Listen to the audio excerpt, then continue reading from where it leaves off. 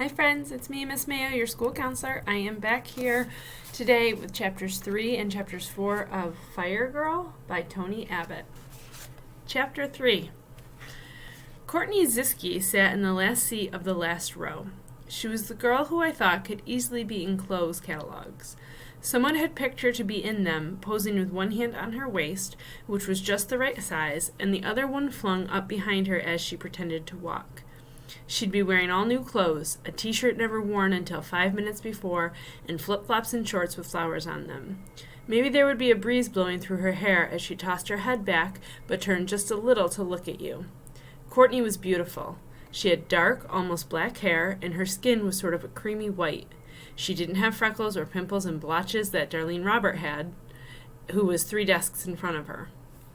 Darlene might even have been pretty good-looking, if not for that, but in a different way. Plus, Darlene sometimes squeezed her pimples in the lavatory. You could tell because when she came back, the skin around them was suddenly pink, like the spots on Jeff's shirt. You could also tell she was sad about her pimples and mad that she had them. But Courtney was perfect. When I looked over, she was bending back up from putting something under her seat. A wave of hair went loose at that moment and fell from behind her ear almost across her cheek. It was like a splash of something. I almost looked away as if it were a private thing, but I didn't. The ceiling light flashed right off her hair and made it shine like a wall of dark water or something. The shine of her hair amazed me, but that was just one thing. I also knew that the smell of it was awesome. One day last year in Sister Robert Marie's 6th grade, I was able to move up a reading level because some of the books my mother kept pushing on me finally helped. My mom was so glad. And so was I, mostly because moving up that late in the year meant that no matter how badly I did, there wouldn't be enough time to drop me back down again. I'd begin 7th grade on a pretty good level. I wasn't a good reader, at least not to begin with. Although all through 1st and 2nd grade and part of 3rd, I was in the lowest group. My brain always used to switch letters around when I tried to read, and the whole thing made no sense. And because St. Catherine's classes were small, everybody knew you were in the dumb group. Maybe Courtney didn't even call it that, but whenever people moved up, Sister Robert Marie tried to make them feel better by announcing that they were moving up.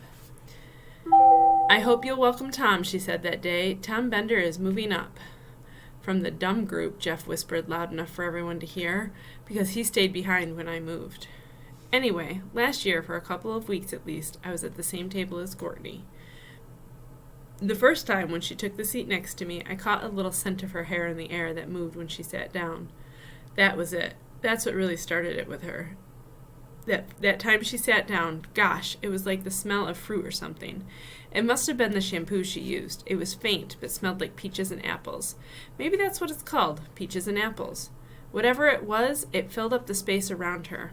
Being so close to her was an unbelievable thing.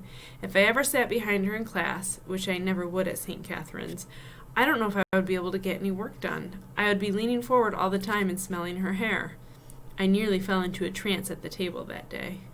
But when Courtney began to read parts of books she had chosen for the group, she spoke so clearly with all the ups and downs in her voice that helped you understand what the characters were feeling that I almost couldn't bear it when she stopped and Caleb began to read. Courtney seemed so excited at the exciting parts, too. It all just blew me away. She really was perfect. She was beautiful, of course. I knew that just by looking at her, but the moment she started to read, I knew she was really smart, too. Since that afternoon, on the bus or the night before bed, I had begun to think of ways I could save her life. I couldn't be the only one who did that. I couldn't be. There wouldn't be all those adventure stories and comic books and movies and TV shows with all their action and life-saving going on if I was the only one, would there? Maybe it was from reading Jeff's comics in the afternoons or thinking about being in the Cobra or not being out there enough and having too much time alone, but I thought about saving Courtney's life almost every day.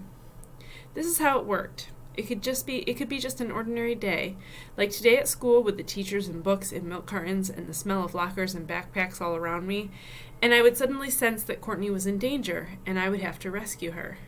For instance, Courtney and I would be the only ones at school, left behind because of something with the buses being gone, and it was late or we were late. Then I would see her at her locker, reaching for the top shelf and looking up into the back of it. Suddenly, the walls would begin to shake. The ceiling would rattle, and the floor tiles would start popping onto the floor. Pop, pop. You could see them shooting up, silhouetted in the big square of light coming from the end of the hallway. I'd seen the light 1,000,000 times before, only this time the tiles were popping right up into it. Pop, pop, pop, pop, pop. I knew right away what was happening. "Earthquake!" I yelled, running to her locker. Her hair was moving in a wave as she turned herself to the light, then back to me. Ignoring the danger myself, I pulled Courtney by the waist down the hallway toward the light. But as far as it actually was from our lockers to the doorway, it now seemed totally endless. Pop, pop, pop, pop, pop. We ran faster. Now the fluorescent ceiling lights began exploding, one by one above us. The floor opened, and the huge cracks appeared. A cloud of steam and flames burst up out of the ground under the school. I knew it. The center of the earth, I said angrily. It was just a matter of time. She looked at me, her eyes so wild. "But Tom!" I shook my head. "Just come with me." Dancing over the widening cracks, holding her closely, I drew her toward the doors to safety. We plunged through a small gap of daylight, just as the walls thundered behind us. Standing next to her, breathing hard, as the police and fire engines and ambulances roared around us, my arms still around her waist, I turned and smiled. First period tomorrow is going to be a little tough. She fainted then, but I caught her, moving my other arm swiftly up under her knees. Chapter 4. But that wasn't all. I had lots of rescues. Masked marauders. I always liked the word marauders, which I got from one of Jeff's comics. And of course they had to have masks on. Really creepy masks with horns. Would try to steal Courtney for some reason involving lots of money. But there I was, battling my way past them, breaking the chains on her wrists and carrying her up through some sort of tunnel of falling blades, which turned out to be not far from school when we surfaced. We dived right into my fat red Cobra and out of the parking lot, our pockets dripping with gold and jewels, enough for us to live on for the rest of our lives. Or I would be at recess, flapping cool air into my blazer and talking with the guys about the science quiz, when suddenly I look up. I was the only one who knew to do this at just that moment. To see Courtney plummeting through the air, the jet her uncle was piloting was on fire and crashing. "She's bailed out," I would say. "Stupid chute didn't open." Tossing my blazer aside, I would somehow leap up from the roof of the gym. I was on top of the gym now, and jump sort of sideways across the schoolyard and catch her just as she fell. We would tumble slowly and softly to the ground together, on the bright green grass of a golf course that was across the street, and her hair would fly across our faces as we rolled and rolled down a little green hill. Then it would get a little hazy, but suddenly everyone was crowding around us, Joey and Rich and Darlene and Mrs. Smith and Samantha Embriano. And there would come the moment in front of everyone when Courtney would thank me. "Thank you, thank you, thank you." And she would always be with me after that. It could happen. A short snapping sound of loose papers being stacked on a desk made me lift my head. Mrs. Tracy called Joey Sisman to hand back some graded papers. He started in the back corner, putting a couple on Courtney's desk. She nodded and leaned forward, moving her right hand between her skirt and the desk seat. She looked up, maybe at the clock, and I turned away. Of course, Courtney Ziske never actually noticed me. She was popular and had her own bunch of friends that never included me. Why would it include me? I was just a sweaty fat kid with baggy pants, and she was Courtney Ziske. But being known was actually good. Here's where not getting out there was a good thing. Not being noticed was perfect for a superhero. And I sort of was a superhero in all the adventures I thought of with her in them. I was pretty fearless. I had powers. Even though I have to say that there was a pretty strange thing about every rescue story I thought of. The powers I had were not the usual superhero ones. They were small, little powers, not even remarkable. You could say they were even dumb. In my battle against marauders, for instance, I didn't have amazing strength or super speed. When it came to the big moment to rescue Courtney, I found that what I could do was spin really fast, so fast I was like a blur, on one foot. If spinning fast was almost worthless in most situations, it happened to be the perfect thing against marauders. They could do nothing against my spinning around. They fell away from me, dropping their weapons, which clanked to the floor. Their mouths, I could see their mouths behind the masks, were wide open and yelling. Their eyes were full of fear. Finally, I stopped spinning long enough to pull Courtney away to freedom. We lived a happy life after that. 1 foot spinning was not all I could do, though. Sometimes a hand made of glue was the one thing I needed to stop the bad men. Once I used a detachable ear to trick them. A very loud finger snap, invisible elbows, an earth-shaking hum, legs of snow, and the ability to roll uphill were just some of the many powers that helped me in my Courtney stories.